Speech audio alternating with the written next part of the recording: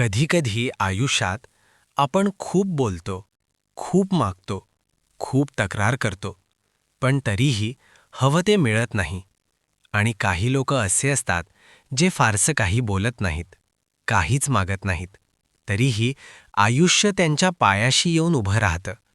याचं एकच कारण आहे, ती लोक शांत असतात. शांततेची खरी ताकद. शांत राहणं म्हणजे कमकुवत असणं नाही. शांत राहणं म्हणजे स्वतःवर पूर्ण विश्वास ठेवणं. कारण जो स्वतःवर विश्वास ठेवतो तो जगासमोर ओरडत नाही. तो फक्त स्वतःचं काम करत राहतो आणि योग्य वेळेची वाट पाहतो.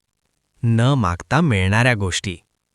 लक्षात ठेवा, जेव्हा तुम्ही न मागता काही मिळवत नाही तेव्हा तुम्ही अजून शिकत असता.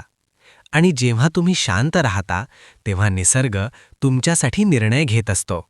कारण निसर्गाला ओरड ऐकू येत नाही, त्याला फक्त संयम, श्रद्धा आणि शांतता दिसते. सतत मागणं का थांबवायला हवं? आपण सतत म्हणतो, हे मला हवं, ते मला हवं, माझ्यासोबत असंच का होतं? पण सतत मागणं म्हणजे आपण स्वतःला सांगतोय की माझ्यात काही कमी आहे. आणि ज्या क्षणी तुम्ही स्वतःला कमी समजता त्या क्षणी आयुष्यही तुम्हाला कमी देतं. शांत मन म्हणजे आकर्षण शक्ती. शांत माणूस कुणालाही सिद्ध करत बसत नाही. तो स्वतःचं अस्तित्व शब्दांशिवाय दाखवतो. त्याच्याजवळ बसलं तरी मन शांत होतं.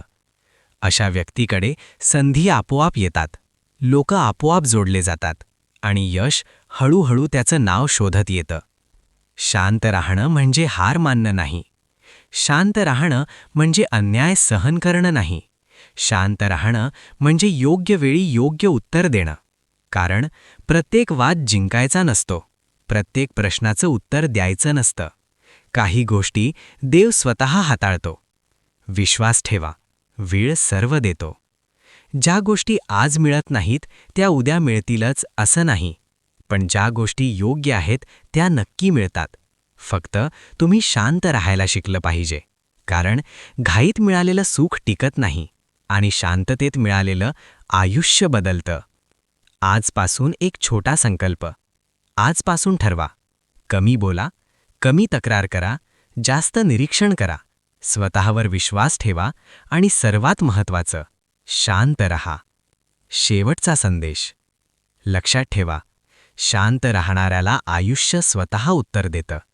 तुम्हाला सर्व काही मिळेल, पण योग्य वेळी योग्य प्रकारे, न मागता, न ओरडता, फक्त शांत राहून.